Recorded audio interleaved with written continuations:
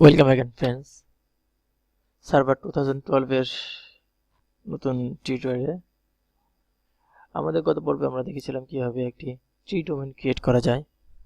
আজ আমরা দেখব কিভাবে একটি ডিএসসিপি সার্ভার ক্রিয়েট করা যায়।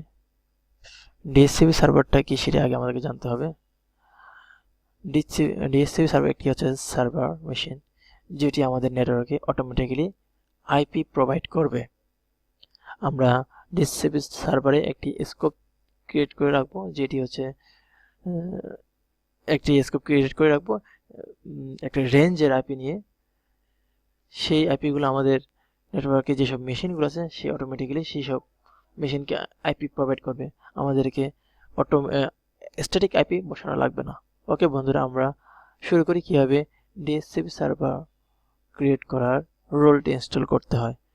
ওকে বন্ধুরা, আমরা অনেকবার গিয়েছিলাম অ্যাড রোলস অ্যান্ড ফিচারে, আজও আমরা সেখানে যাব। রোল ক্রিয়েট করার জন্য আমাদেরকে এখানেই যেতে হবে and then নেক্সট বাটনে ক্লিক করব। আমরা अगेन নেক্সট বাটনে ক্লিক করছি। ওকে বন্ধুরা, এখানে আমার নেমটি শো করছে, আমি power.com ডোমেনের আন্ডারে আছি আর আমার কম্পিউটার নেম হচ্ছে ডিএসসিপি এন্ড এটি হচ্ছে আমার আইপি অ্যাড্রেস 172.16.1.114। এটা হচ্ছে আমার স্ট্যাটিক আইপি অ্যাড্রেস এন্ড আমার আমি কোন অপারেটিং সিস্টেমটি ইউজ করছি সেটা এখানে শো করছে। দেন নেক্সট বাটনে ক্লিক করছি। আমরা এখান থেকে আমরা সিলেক্ট করব ডিএসসিপি সার্ভারটি। এর পাশাপাশি এই রোলসগুলো ইনস্টল হচ্ছে। Remote server administration tools, role administration tools, DHCP server tools, add features, next, again next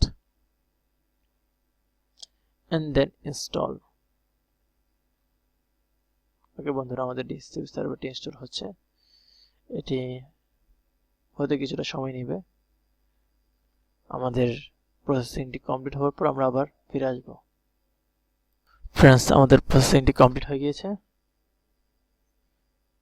and complete DSCP configuration পরে দিব। আমরা ক্লোজ বাটনে ক্লিক করছি। আচ্ছা, আমরা কমপ্লিট ডিএসসিপি কনফিগারেশন ক্লিক করি।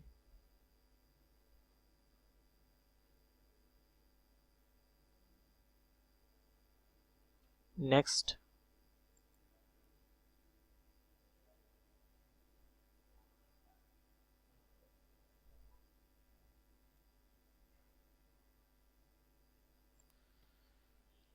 ফ্রেন্ডস, আমাদের এখানে ইউজার ক্রেডেনশিয়ালটা দিতে হবে। আমরা একটা ইউজার নেম দিব, এই জন্য আমাকে ক্রেডেনশিয়ালটা দিতে হবে। আমাদের রুট ডোমেনের দিচ্ছি আমি।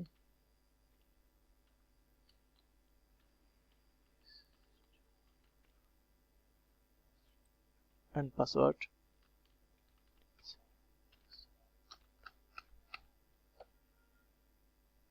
and then okay। ওকে বন্ধুরা, ফ্রেন্ডস, আমরা এখন কমিট বাটনে ক্লিক করছি। and failed no, আমাদের এভরিথিং কমপ্লিট। আমাদের authorization DHCP server complete and creating security groups, everything complete and আমরা ক্লোজ বাটনে ক্লিক করব এখন এন্ড ক্লোজ। ফ্রেন্ডস, একটু ওয়েট করুন, আমরা পরবর্তীতে আরেকটি কাজ করব। ফ্রেন্ডস, আমাদের ডিএসসিপি সার্ভার ক্রিয়েট করা হয়ে গিয়েছে। আমরা এখন এই ডিএসসিপি সার্ভারে একটি স্কোপ ক্রিয়েট করব। স্কোপ জিনিসটি কি? আমরা যেহেতু একটি ডিএসসিপি সার্ভার ক্রিয়েট করেছি, আমাদেরকে এখন এই ডিএসসিপি সার্ভারে আমাদের একটি আইপি রেঞ্জ দিতে হবে। যে আইপি রেঞ্জটা দেওয়ার মাধ্যমে আমি আমার নেটওয়ার্কে যেসব মেশিনগুলো আছে সেসব মেশিনকে অটোমেটিক্যালি আমি আইপি প্রোভাইড করব। এটি হচ্ছে স্কোপ। ওকে বন্ধুরা, স্কোপ ক্রিয়েট করার জন্য আমাদেরকে টুলস বাটনে ক্লিক করতে হবে এখান থেকে এন্ড দেন এই ডিএসসিপি এই অপশনে ক্লিক করতে হবে। বন্ধুরা, আমরা যদি ডিএসসিপি সার্ভার না ক্রিয়েট করতাম তাহলে আমরা অবশ্যই এই অপশনটি দেখতে পেতাম না। ডিএসসিপি ক্লিক করলাম এন্ড দেন একটু এক্সপ্যান্ড করি। দেখুন, আমাদের এখানে ডিএসসিপি dhcp.power.com একটি সার্ভার ক্রিয়েট করেছে। আমরা এটিকে এক্সপ্যান্ড করেছি এন্ড এখানে IPv4 এন্ড IPv6 আপনি ইচ্ছে করলে IPv4 এ স্কোপ ক্রিয়েট করতে পারেন অথবা IPv6 এও স্কোপ ক্রিয়েট করতে পারেন। ওকে বন্ধুরা, আমরা IPv4 এ রাইট বাটন ক্লিক করব এন্ড দেন নিউ স্কোপ এখানে ক্লিক করলাম এন্ড দেন আমরা নেক্সট বাটনে ক্লিক করছি। এখানে আমার স্কোপটির নাম দিচ্ছি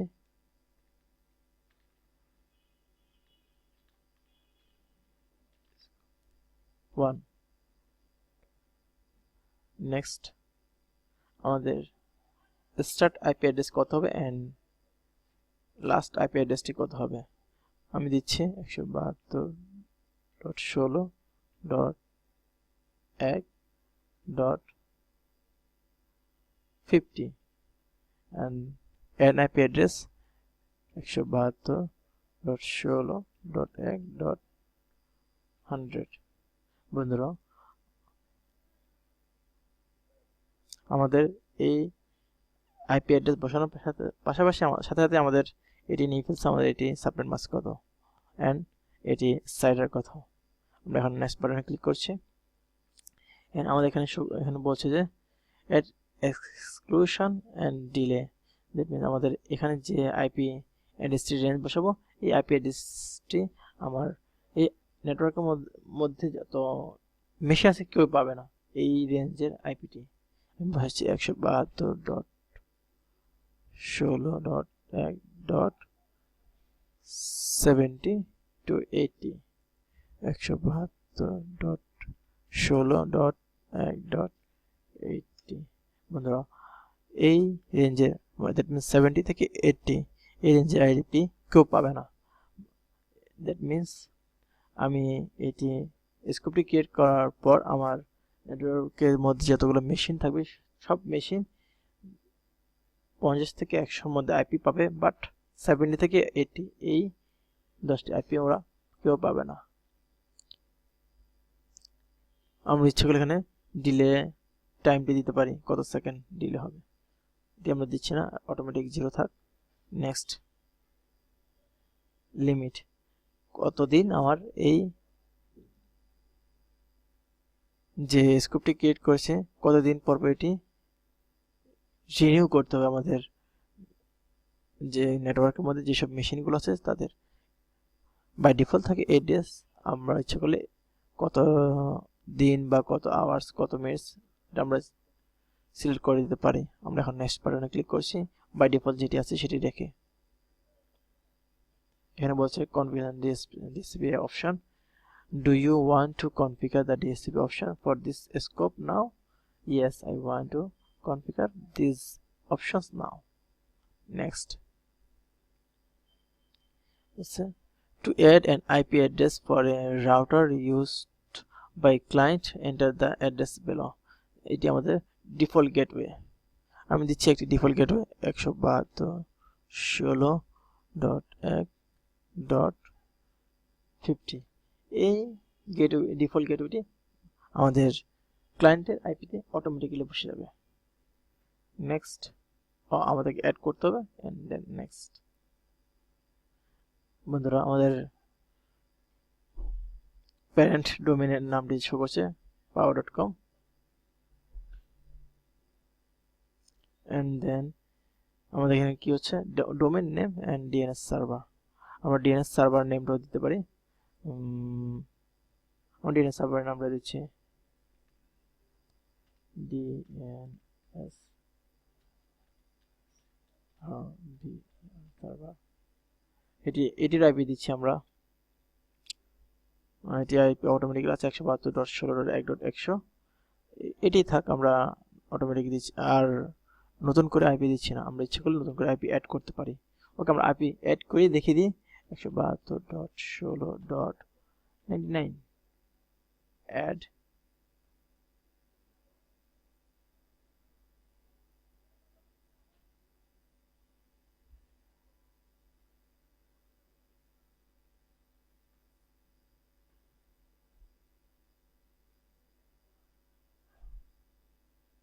Is not valid DNS address. Oh, sorry. still want to add it. ও সরি বন্ধুরা, আমি 1 দিতে পারিনি। নো 170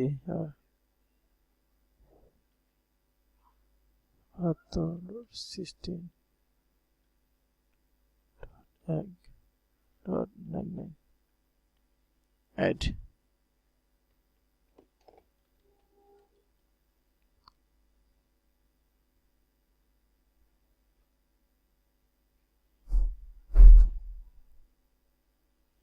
প্রসেসিং হচ্ছে।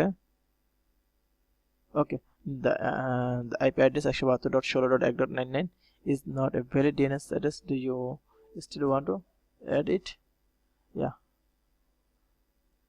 I want to use this. ওকে বন্ধুরা, আমরা ইচ্ছে করলে যে কোনো একটা আমরা সিলেক্ট করতে পারি। সিলেক্ট করে আমরা এখানে দিয়ে দেবো। আমরা আমি যেটি ক্রিয়েট করেছিলাম সেটি আমরা সেটি আমরা 172.16.1.100 এটি দিচ্ছি। দেন নেক্সট, এটি দরকার নেই আমাদের উইন সার্ভার অ্যাড্রেস।